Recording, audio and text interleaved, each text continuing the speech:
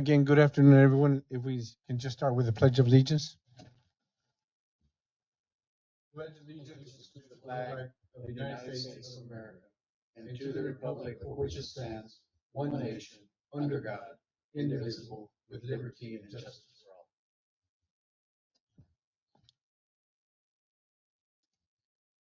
Dear Lord, we place this meeting in your hands. May we discuss things that will instill righteousness in us, and may we be attentive and patient and come to common grounds even if we have differing opinions. We pray these things in Jesus' mighty name. Amen. Amen.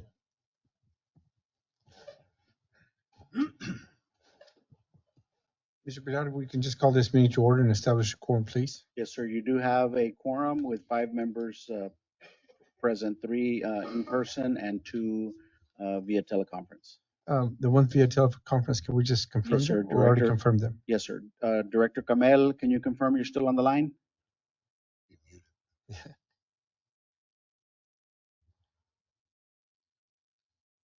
Director Kamel, can you confirm that you're still on the line?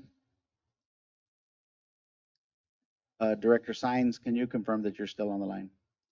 Yes, I'm still on the line. Sergio Sainz. You have quorum. So there's 4 of us. Go ahead and proceed. Any public comments? No, sir. We do not have any public comments. Reports by Mr. Pilar? Yes, sir. Before Ramon gives a report, Vice Chairman and Directors, I'd like to introduce a new staff member to the board. Mr. Ruben Alfaro has joined the Regional Mobility Authority as the development engineer. So he's replaced Eric Davila, his spot. So Ruben comes to us from the city of Pharr. He was the city engineer for the city of Pharr, and he's a former TxDOT, worked for TxDOT prior to that. So he joined the team about 2 weeks ago, Ruben. He's been on board for about 2 weeks, and so he'll be a regular face here. And so Ramon will be giving the construction reports, and next meeting, Ruben will be giving the development side. Welcome, Mr. Alfaro. Welcome. Good luck to you and blessings to you. Anything else, Mr. Pilar? That's it. So item 1A and 1B, report on program manager activity and construction activity. Ramon will give a brief report. Good evening, directors, vice chair. Okay, now we can get this to work.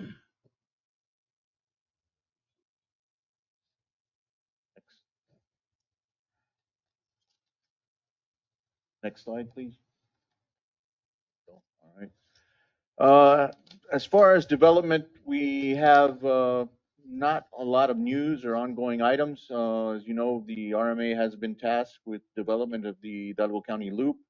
We are currently working on the south sections, which are segments 365, segments 1 and 2. We have constructed segment 3, and we are in the discussions and negotiations with the city of McAllen on and the foreign trade zone. Next slide, please. There you go. The next foreign trade zone on the east-west route of Section C that ties into Interstate 69C. We recently had a meeting with TxDOT and the other partnering agencies to establish roles and responsibilities in orchestrating this corridor. They are willing to, a lot of the local landowners have not committed, but stated they were willing to participate with a land donation, and we are anxiously approaching these landowners for a true paper transition into volunteering or committing that land. And as more development establishes and more detail becomes along, we will bring the board to speed in bringing that to fruition. One thing I'd like to point out is the last section or the last miles of this section to the east are in the city of Edinburgh, and we will have to include the inclusiveness of the city of Edinburgh in participating in this project. So, at what point does McAllen end? McAllen, as long as Ruth Road in the area of Big 5, it's a little further to the east of Ruth Road, or more to, well, it's right there, Big 5 Road, where you see La Dolia Drive. No, we can't see it. Okay. So That'll be a Director, drive. to answer your question, the ETJ line between the city of McAllen and city of Edinburgh is Big Five Road all the way to the Brooks County line. Okay. Good. So east is Edinburgh, west is McAllen. Okay. Yes, Correct. sir. Yes, sir. Thank you. Ramon, for lack of understanding, and I wasn't here, I think the three of us here, maybe even Mr. Kamel.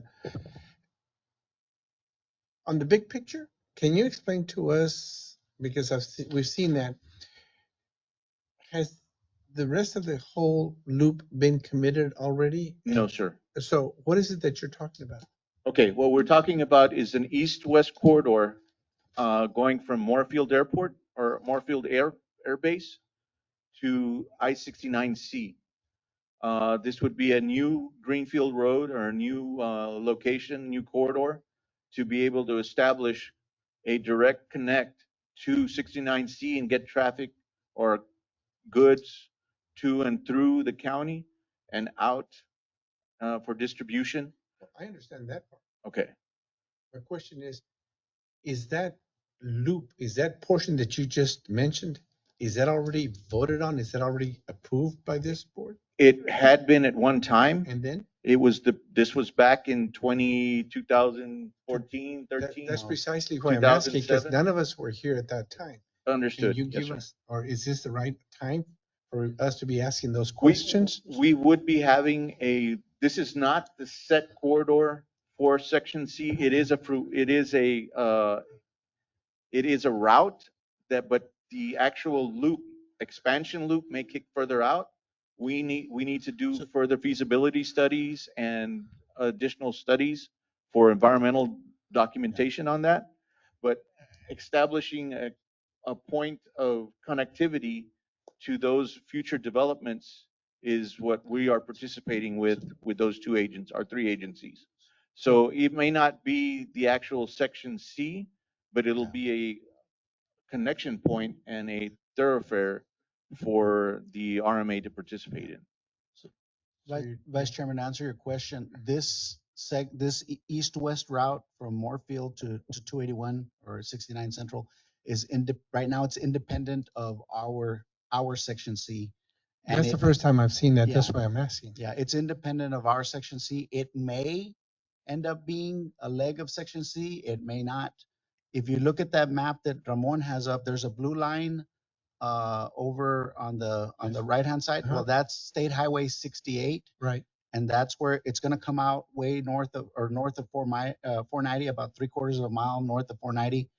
And so our Section C may align with that blue line up there north of 490, or our Section C may fall on this alignment. We don't know, but that piece is being developed independently by the developers in the area in coordination with TxDOT, the city of McAllen, city of Edinburgh.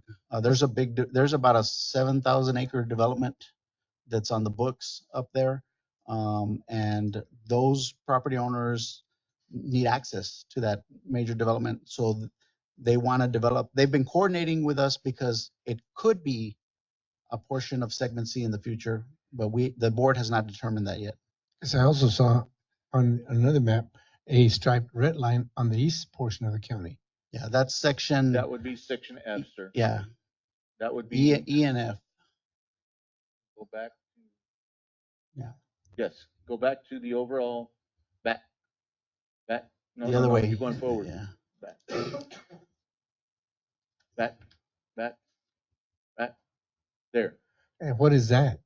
So that is the authorities section E and F, and that is on our long range horizon after the loop, the Okay. proper loop, which is the State Highway 68, IBTC 365, May West, Section C, that's the Hidalgo County loop. On our really super long range plan, we've always had an section E and F to create a loop, another segment to the loop further east in the county. And that is in like the 2045, 2050 horizon as far as timing. It's in our really long range plan. That's fine. I just never seen that, you know. So one of the tasks Ruben Alfaro has right now is to develop or update our strategic plan, our short and long-term plan. So we'll probably in the next couple of months, we'll be bringing it to the board to review it, and we'll be going over all these sections in a little bit more detail. So in 2014, it was no longer moving forward. And what was and what was the reasons that went away? Actually, it never went away. It just got pushed aside. The priority was more on the south side where we knew that we would be a success as far as the toll. And these other segments that are further north are probably going to be pushed non-tolled. So bringing in a source of income, et cetera, was our priority. And those kind of took second stance as far as those segments. Yeah. But as explained earlier, those were done previously back in 2007. We all know the logistics of the county have definitely changed since then, and we need to revisit all of that. And Mr.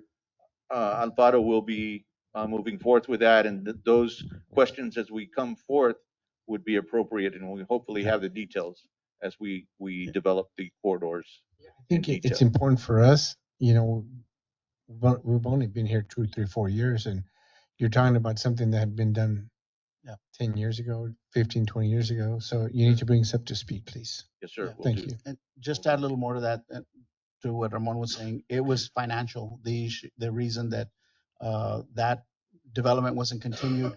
Section A and Section C has a price tag of $1.4 billion, $1.4 billion, and so that is a challenge for the authority. I think that kind of information is very viable for us, because people ask us sometimes and we don't have that support. So if we can get that information to Yes, us sir. within the proper time. Thank you, Mr. Alfaro. Move forward to the permits.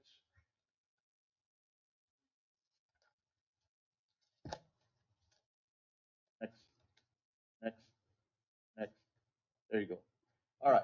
As far as the overweight corridor and our oversized overweight corridors, for the accumulated total since conception of 2014, we've issued 360,697 permits, collected a total amount of $64,241,954. You can see how the ration of the funds were broken up, with TxDOT getting the lion's portion of that, or 85%, which is $53,529,260. And for the year, next slide, please. For the year of 2024, we've issued 45,990 permits, collected $9,397,392, rationed out each agency's portion. And as far as the rating and status, last month we did have a early dip in the crossings. However, it has stabilized at 5,971 crossings for this month. For the year, we are approximately 51.2% in comparison to last year at this time, with an increase of 15,572 permits. And we shall wait and await the next month to see if it maintains and stabilizes at the 5,000, 6,000 range, or if we go further down as anticipated. Other than that, is there any questions or concerns on the permits or the development scopes? So Vice Chairman, Directors, we're probably gonna, in the next 30 to 60 days, we're gonna see a jump in permits. There's a major aggregate supplier that's going to be going online in probably about 30 days, right outside the port of entry the port exit of Pharr, and they're going to be bringing aggregate in overweight, and all of those will require a permit. And they're estimating about 300 trucks a week more with just overweight aggregate. And so even though we've taken a little bit of a dip, we're still, year over last year, we're ahead, and we'll probably see it take a jump again in about 30 to 60 days positive increase. You're talking about a dip only from a month-to-month base. That's but- correct. Yes, sir. But from an annual Yes, sir. base, It's still it's above. still We maintain, overwhelming. we maintain a 50% is 51% incredible. increase. And then if we're going to add this other new aggregate carriers, I mean, it's. Yeah. I asked a question last month, I think it was, as to why so much of an increase, and I don't think we had a. So it was fuel. We ran the analysis on it. Prior to this year, it was produce, and a new commodity that came in is fuel, and it's primarily gasoline, diesel, and naphtha that's been coming across in 15,000 gallon tankers, which is overweight. All of that is overweight. Anything over 8,000 gallons is overweight. So they've been bringing in 15,000 gallon transports, and all of those require a permit. And that's the biggest jump we've seen this calendar year. But that's going to be, on top of that, we're going to probably see aggregate take those numbers even higher. So we're going to double the number of permits this year compared to last year. What's the final destination of those fuel trucks? The fuel trucks are coming in to, I need to run a report, but anywhere between Pharr and Mission, they're going to depots where they're offloading and then reloading into legal weights and then distributing out. Thank you. Yes, sir. Any other questions on development? With the city of McAllen, I know we looked at helping them with the environmental and so forth, that section to the west, how was that moving? That is that forward? segment C, Have section C that we were what is the discussing next earlier. step on the environmental? How does that look? So we're waiting, that instrument is going to be a memorandum of understanding that needs to come to the board of directors, MOU. And that's really roles and responsibilities. Who's going to be responsible for environmental clearance? Who's going to be responsible for right of way? The primary item in that MOU is the donation of the right of way by the property owners. And so if they're willing to donate the right of way, then we need to look at environmental clearance. But they haven't, that hasn't been executed by any party, and it's still in draft form, going between all, because there's, I forget how many landowners, Ramon, do I you? believe there was 7 total. Yeah, 7 landowners, so they're, each one of them and their lawyers are looking at it. We've sent over the draft MOU, but we're waiting for comments back. And then ultimately it'll come back to the board of directors for consideration. Are you talking about an MOU between the different entities that are participating? Or are you talking MOU with the actual landowners? Both. It'll be an MOU between the RMA, City of McAllen, TxDOT, and the landowners that are willing to donate the right of way for a future expressway section. I don't understand, Richie, why or how they're having discussion with landowners if there's not an actual agreement or at least an MOU is between the actual entities, which is the cities and us and the state. I must assume when they're doing investigations on that soil, that land, Yeah. it would require the landowner's participation. So the answer to that, Vice Chairman, is that we've been discussing with them, but it gets down to who's responsible for what. And so that's still in discussion of who's going to do what, who's going to pay for what. And we're trying to get that memorialized in a document that we can bring forth to the board that says, and that this is who's going to be responsible for these items. And the board has to say, we will participate or we're not going to participate. And then if there's a financial implication with that. We don't have our arms around that yet either, because we don't know how much right of way they're looking at dedicating, how many miles. I mean, we have some rough ideas, but there's some work to be done still on that agreement. That's just why we're saying we're orchestrating it, scheming it, and once we get the details, we'll finalize it and bring forth to the board. But we're keeping you abreast of our movements and our actions. Thank you. All right, construction report 1B.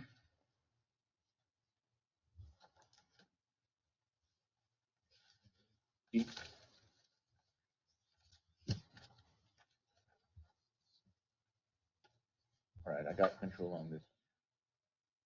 As per the 365 toll project, if we weren't busy enough, we're about to get busier. We're going to have 3 projects in construction, all affiliated with the 365 toll project. As the board is well aware, we had brought before to the board the wetland mitigation site project and improvement project.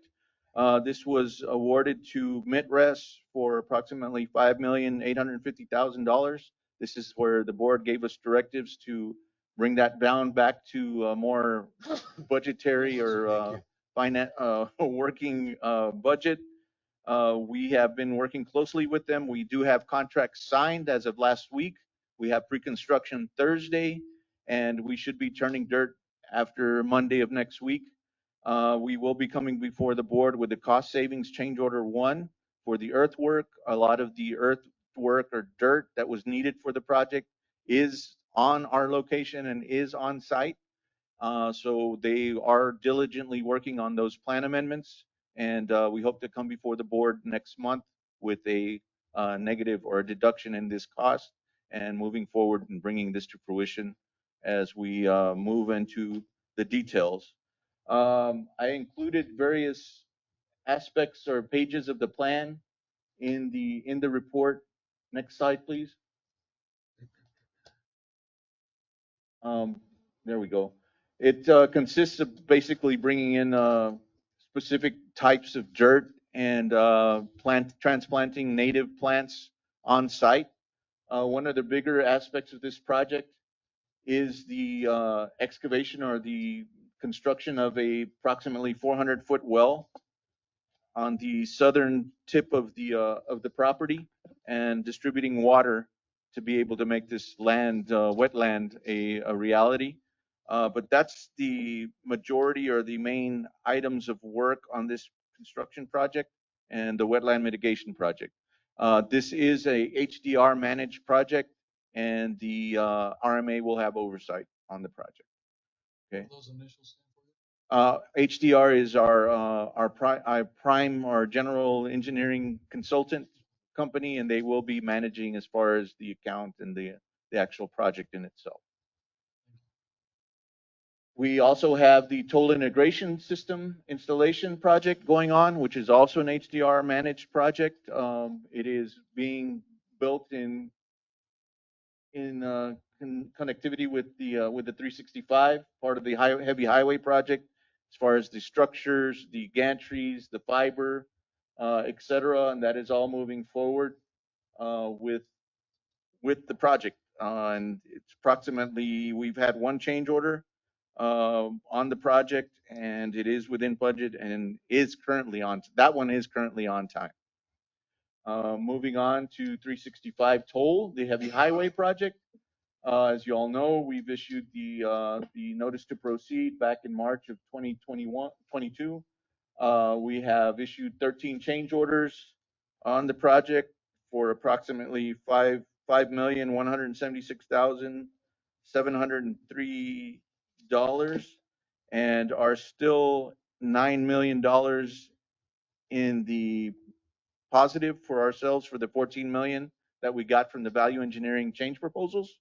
So we still have not eaten into any additional funding or financial inquiries into the budget, and all these change orders remain on budget and in budget.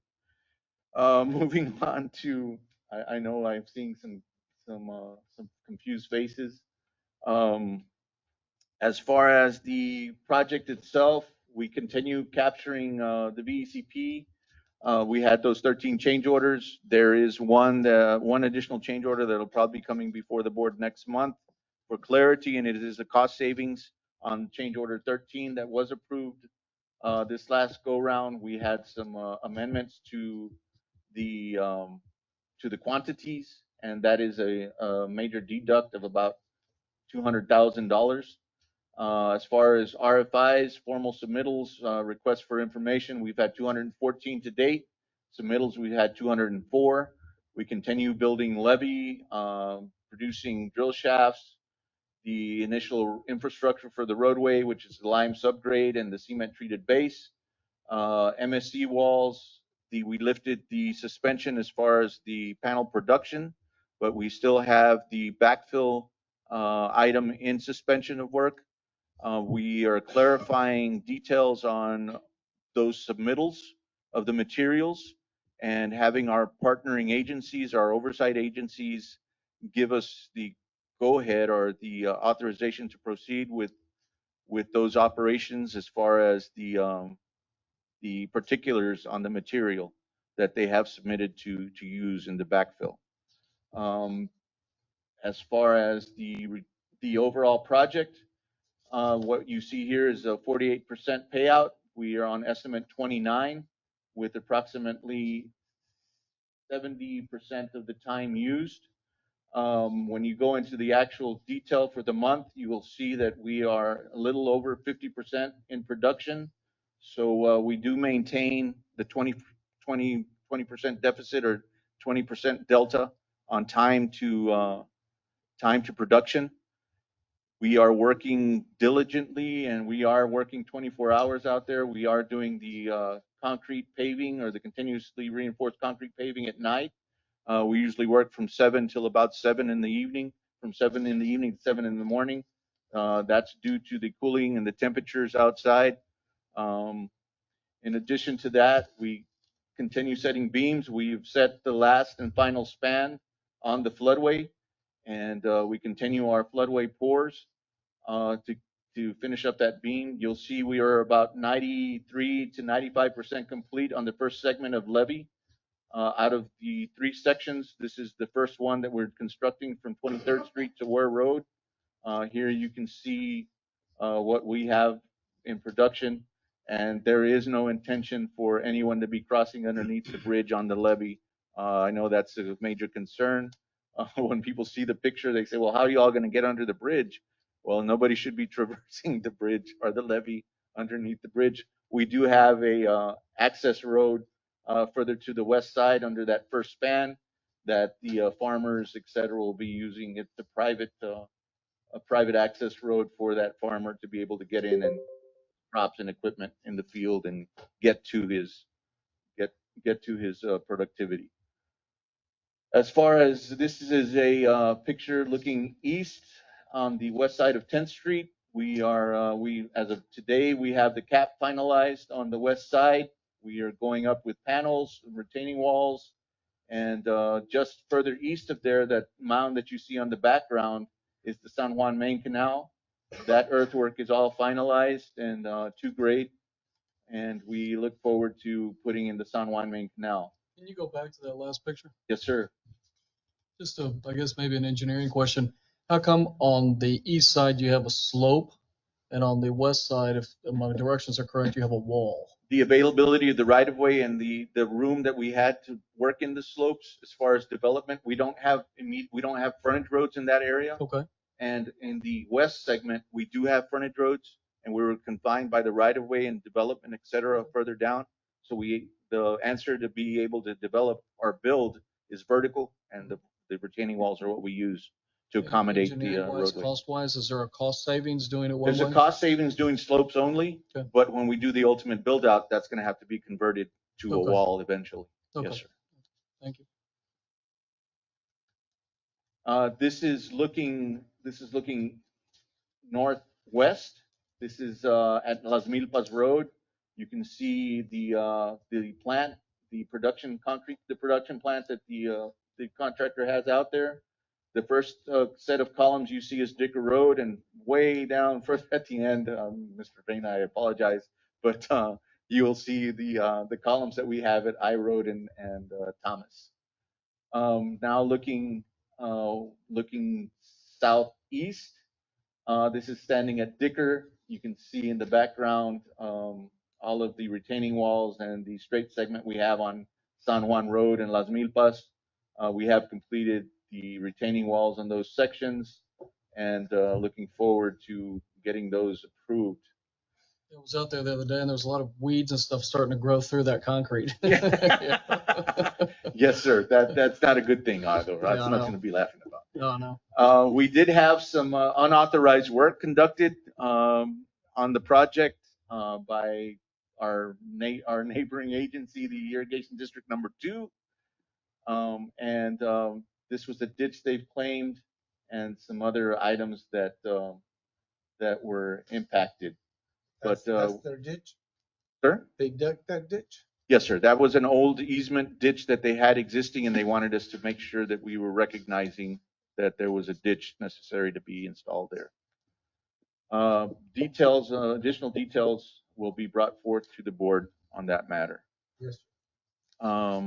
Any questions or concerns on the construction presentation? Just real quick, on the page, it says the number of payments. I believe, if I'm not mistaken, there was a percentage complete that started from number 1 all the way through the latest.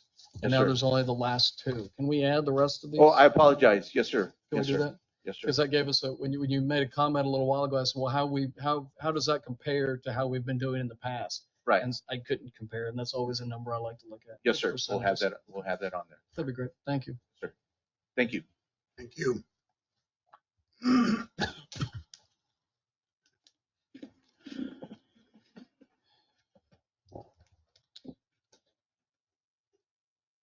Vice Chairman, Directors, the next item on your agenda is a consent agenda. All matters listed under the consent agenda are considered to be routine by the governing body and will be enacted by one motion. There will be no separate discussion of these items. However, if discussion is desired, that item or items will be removed from the consent agenda and will be considered separately. Need a motion? Sir, Yes, we need a need motion. a motion to approve item consent agenda, moved by Mr. Pardo, Second. second by Mr. Williamson. All in favor, say aye. Aye. All opposed, same sign. Motion carries. Next item is a chairman's report. We really don't have anything. The only thing that we wanted to bring to the board's attention is if the board would like to see packets, we send them to you electronically already, but if you would like to have a tablet type device here at the board meetings that we can leave at the dais for you to review, to go over your agenda packets, or if you would like to continue receiving hard copy packets. Would that have to be in some type of action by the board? No, Why don't we we just poll each director and see which We'll do that. their preference may be and just go along that line? Yes, sir. Thank you. Yes, sir. Item 5, we have no tabled items. Item 6, executive session. Recommend you entertain a motion to enter into executive session under item 6A, consultation with attorney on legal issues pertaining to the joint use agreement between the Hidalgo County Irrigation District Number 2 and the Hidalgo County Regional Mobility Authority for the 365 Tollway Project under section 551.071 of the Texas Government Code. I'll make a motion to go into executive session under 6A. Moved by Mr. Williamson, second by Mr. Pardo. All those in favor say aye. Aye. All those opposed, same sign. Motion carries. Going to executive session. Yeah, directors that are online, if you give us a couple minutes, we'll bring up the conference bridge so you can dial in.